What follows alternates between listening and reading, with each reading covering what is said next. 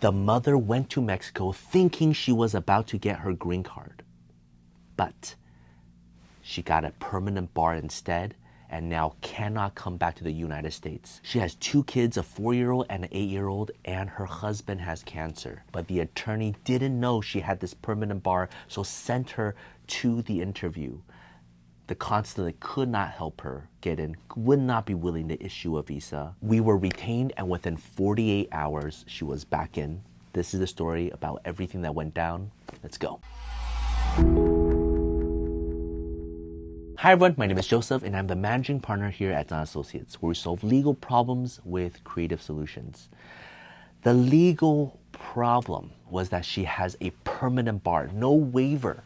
Can't get rid of it. And the reason is because she has multiple entries to the United States and she was caught at the border. She's studied in the US, she's highly educated, she's very capable, she's loving, she's kind, she's everything you would want to be in the United States, but because of the existing law, sorry, she has a permanent bar and now she's stuck. There's no valid way for her to come back in, but there is always the humanitarian parole option.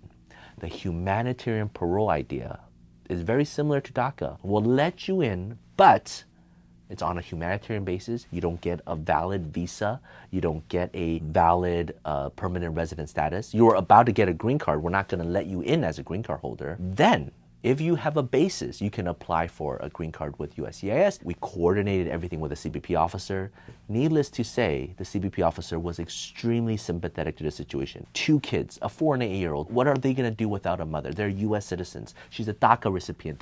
The father, the husband, freaking has cancer, man. Like, we were able to communicate that, and within 48 hours, the officer says, meet them at the border, they'll process it and parole them in. This is one of those situations where we just want to applaud the CBP officers. I know we are in election year. I know there's a lot of bad rep about the southern border. With this particular story, I want to show you that there are good officers that are doing the right things.